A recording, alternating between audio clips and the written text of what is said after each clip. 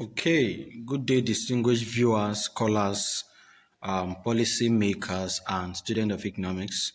You're welcome to the Economics Academy. My name is Eustace Chigozie Osuagwu.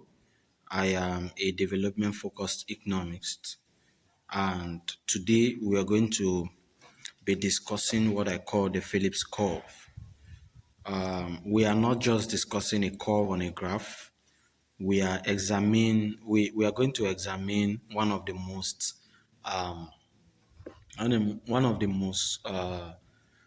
influential macroeconomics relationship in modern policy history, right? And critically evaluating whether it truly explains Nigerian economics reality from 1960 to 2026. So this section will be very historical. It will be structural and policy driven, and it is expected that by the end of the lecture, you're going to understand the Phillips curve critically, right? You're going to understand who created the Phillips curve and what it originally meant and why it fails. And also, you're going to understand the Nigerian economic history from 1960 to 2026, right? And now, to fully, we are going to first of all appreciate who created the Phillips curve. The man behind it is a scholar who bridged engineering and economics. Okay. Now, who is the creator or inventor of what we call the Phillips curve? Who is A.W. Phillips? Now, the Phillips curve was introduced by A.W. Phillips, and his full name was Alban William Horsgo Phillips. Right? Some people will say Housego. Right? Phillips. He was born in 1914 in New Zealand. Now, this is very critical because Philip was not originally trained as an economist. He was an engineer, and before entering academia, he worked in electrical engineering and served during World War II. Right? His technical background shaped how he understood system, not as abstract philosophy, but as mechanical structure with flow, pressure, and feedback mechanisms. And in 1949, while at the London School of Economics, Phillips invented something extraordinary, and that is called a hydraulic computer called the MONIAC. Now, what does MONIAC stand for? MONIAC. Now, it is monetary national income analogy computer. It was a physical machine that used water flowing through transparent pipes to simulate the circulation of money in an economy. That is what the MONIAC is all about. It was a physical machine that used water flowing through transparent pipe to simulate the circulation of money in an economy. Now, what does this water stand for? What are these transparent pipe? What are the reservoir? What are the valves? Now, Phillips explained it that the water represented money, the reservoir represented economic sectors, and the valve represented taxation and policy control. So when water flowed faster, it symbolizes expansion, right? And when the valves are tightened, it simulate contractionary policy. So this was a revolutionary or this was revolutionary before digital computers were widespread. So Philip built a working mechanical economy. That engineering perspective influences empirical work, and in 1958 he published a paper titled "The Relation Between Unemployment and the Rate of Change of Money Wage Rate in the United Kingdom from 1861 to 1957."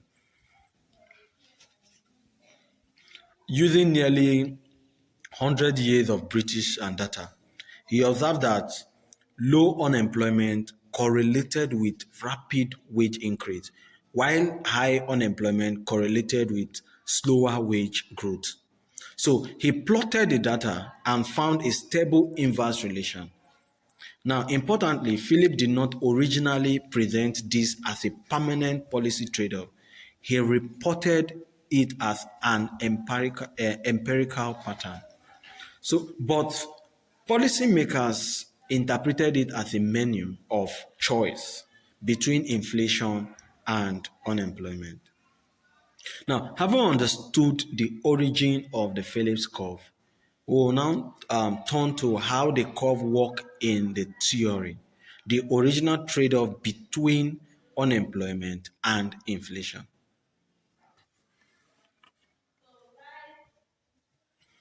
Now, the original Phillips curve suggested an inverse relationship between inflation and unemployment.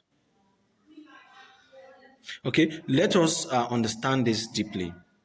When unemployment is low, most people who are willing and able to work already have jobs. Now, the labor market becomes tight and firms struggle to recruit workers. When firms compete for scarce labor, they offer higher wages to attract and retain employees. And as wages increase across industries, firms experience higher production costs. To maintain profitability, businesses increase the price of goods and services. So when price increase become widespread, inflation will definitely rise. Now, consider the reverse situation. I want us to consider the reverse situation. Now, what is this reverse situation? If inflation rises too quickly, the central bank respond by tightening monetary policy. They increase the interest rate, and higher interest rate makes borrowing more expensive, and businesses reduce investment, and consumers also reduce spending. So as spending declines, the overall demand in the economy weakens, right? Now, firms reduce production in response to lower demand. Why? With lower production, fewer workers are needed, and definitely unemployment will rise. So, sorry, policymakers believed they could choose a preferred combination along this curve. Right? Now, having understand the theoretical mechanism, we must now examine why this neat trade-off can break down in reality. Which brings us to the key assumption of the original Phillips curve, which was inflation is primarily demand driven, right? But inflation can also be cost driven. Inflation can also be cost driven, right? Now, if oil prices rise sharply, production costs increase across the economy, even if unemployment is high. If currency depreciates significantly, imports import prices increase, pushing inflation upward without any increase in demand. And also, this means that inflation can rise even when unemployment remains high. So when that happens, the simple inverse relationship breaks down. So this failure of the trade-off leads to a critical historical phenomenon known as stagflation. Now, what do we mean by stagflation? Stagflation is when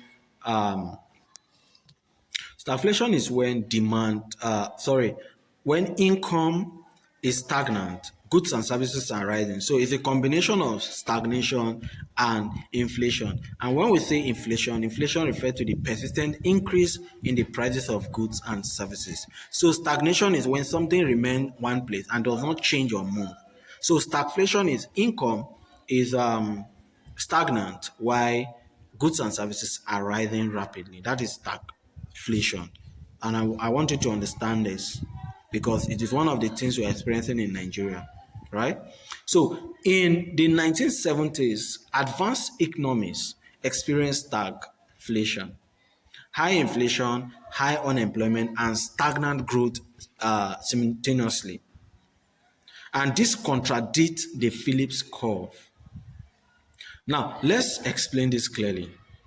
Right? Economists such as Milton Friedman and Edmund Phil argued that expectation matters. Now, what are these numbered explanation of this? What are the numbered explanation? One, they argue that expectation, we have one, expectation augmented theory, which workers and firms anticipate future inflation. They anticipate future inflation and workers demand higher wages, which make firm to increase prices, and this will make inflation persist even with high unemployment. And number two is what we call natural rate of unemployment.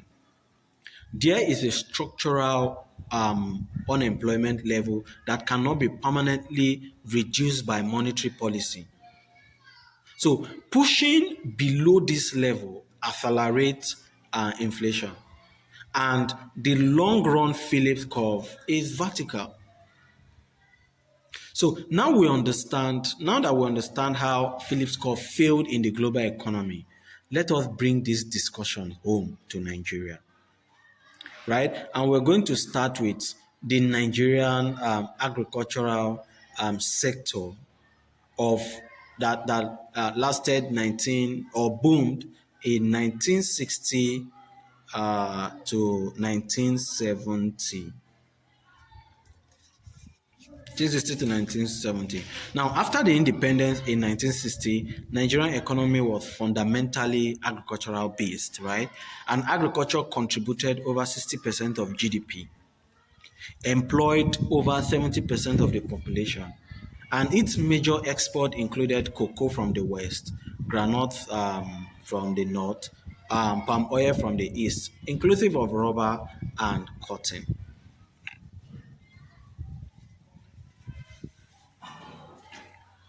Now, this structure created a stabilizing effect. And these effects are one, it broadens employment base. Most households engaged in farming or trading. So this opened or rather made unemployment minimum. Two, local production matching consumption. It reduces import dependence and stable prices because Nigeria was an exporting nation more than an importing nation. And again, revenue sources diverted, and that was before oil became dominant, right? So inflation was moderate and unemployment was low. So, but this balance did not last because structural changes occur after the Civil War and the global oil boom, right? Now, how did the oil transformation affect or change the Nigerian economy? Now, the oil boom era lasted from 19 or started from 1970 to 1983. And oil was discovered in commercial quantity in 1956, but production began in 1958. Now, the real structural shift occurred after the 1973 oil crisis. Now, oil surged globally, government revenue multiplied, agriculture was neglected, urban migration increased as rural workers sourced for government and oil sector jobs, and imports became more than export. And this turned Nigeria into an importation nation rather than exporting. And because of this, production became very, very low. And it is important for us to know that why this affects us more is because oil production is capital intensive, not labor intensive. So employment did not match revenue growth. So government spending increased inflation.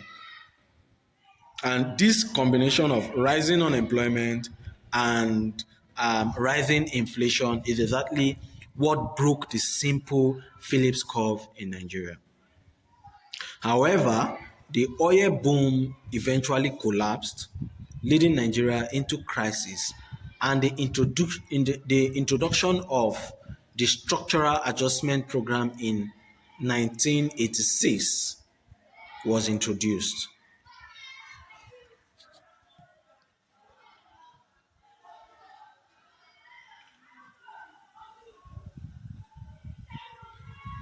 Okay, now the Structural Adjustment Program in Nigeria was introduced in 1986 under the military government of Ibrahim Babangida.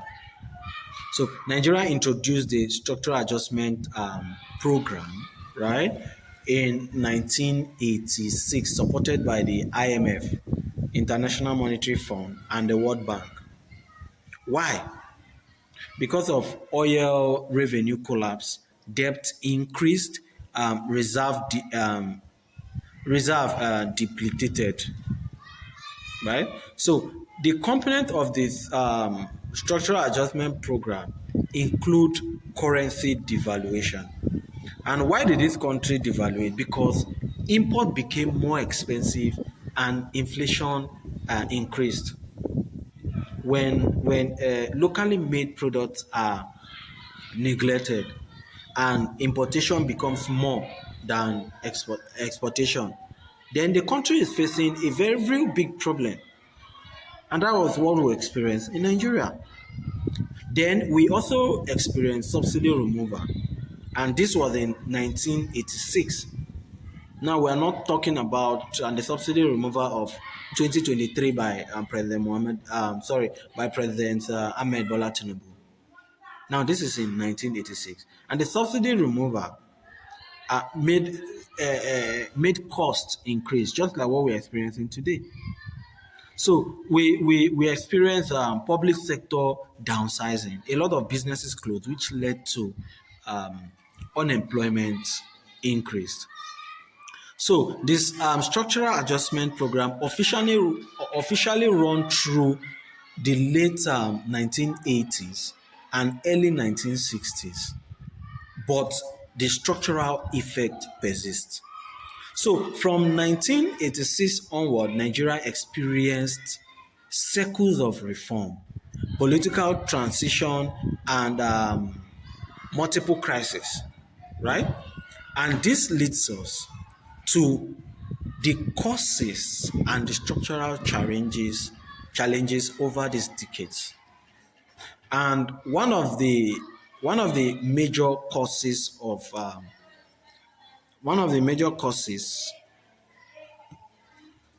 Nigerian structural challenges is what we call oil dependence. Right? The oil dependent. Now, over reliance on oil revenue, which caused depreciation in most of the things we're experiencing in Nigeria today. A lot of people neglected agriculture, moved to oil.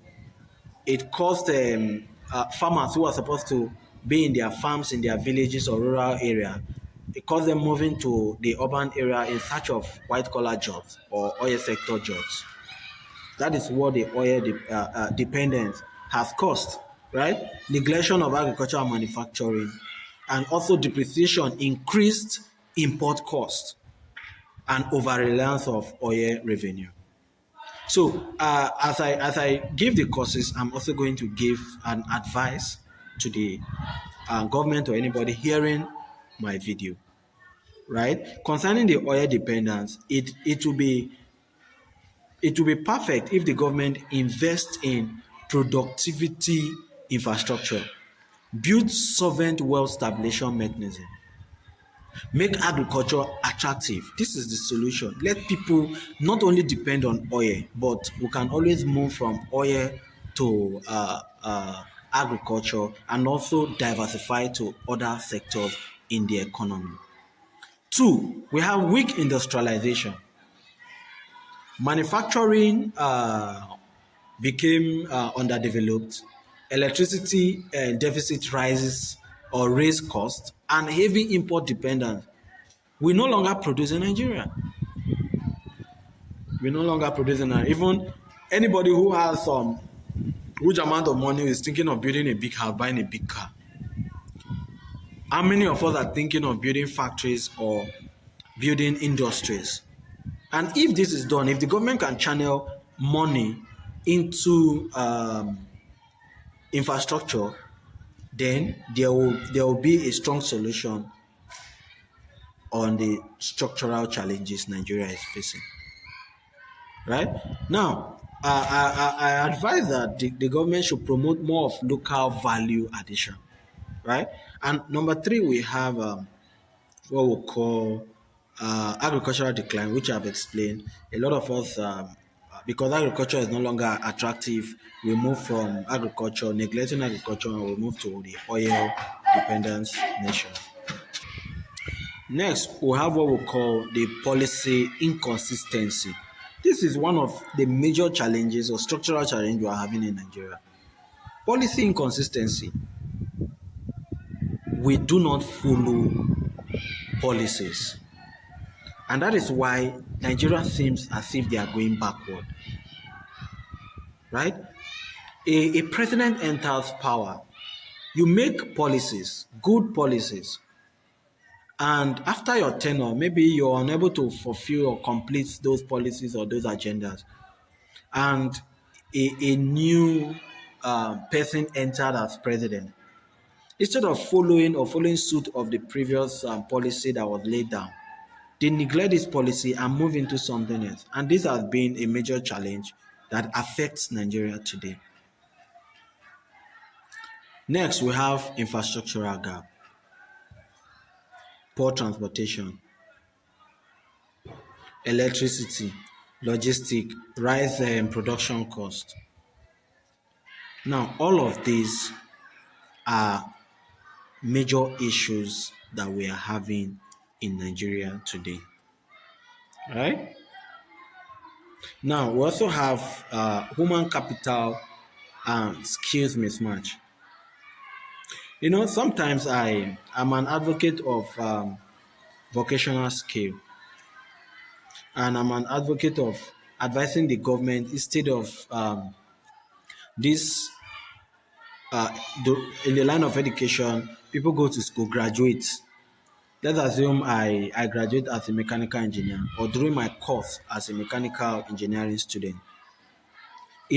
I'll really advise that when maybe the course is 5 years and NYC is 1 year, why not me doing my course for 4 years, right?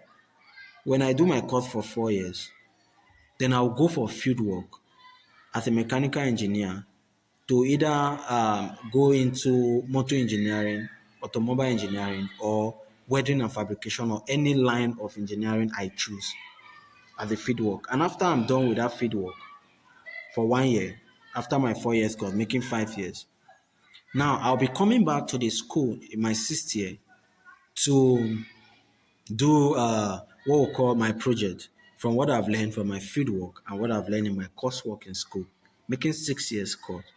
And when I graduate, the government, that money they feel they want to pay NYC corporate from uh, ye- first month to the 12th month, 1 year. Why not gather it and give to a graduate to start up a trade or start up what they have learned during their course of study and what they have learned in their field so that there will be job creation, right? Because if these are done, the structural challenges in Nigeria, I feel, are going to change. So now, by 2020, all these structural weaknesses compounded, setting the stage for major policy shock.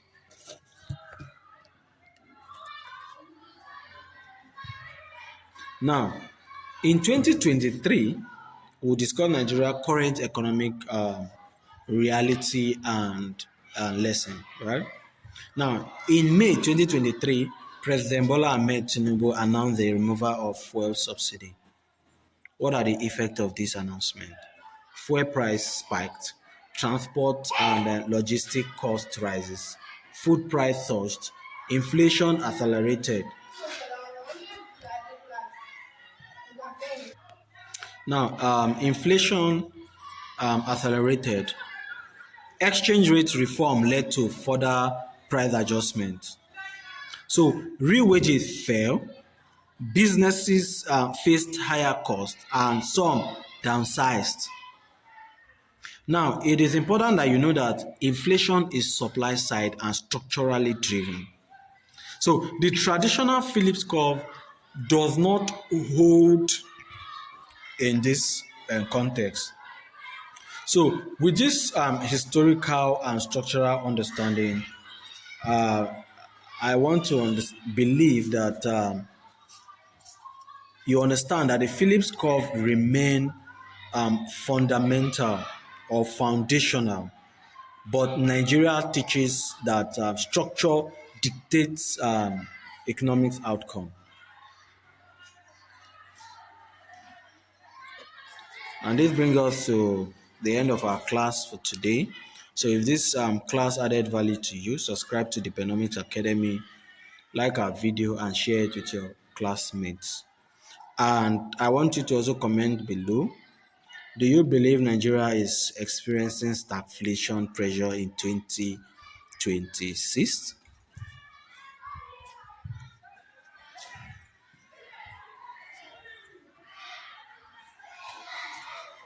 Please comment on the comment section if you believe that Nigeria is experiencing stagflation pressure in 2026. Okay? I still remain your humble economist, Eustace Chigozie Osuagwu, a development-focused economist and a Teach for Nigeria fellow. Here, we study economics deeply, historically, and practically. And thank you so much for joining our masterclass. See you next time.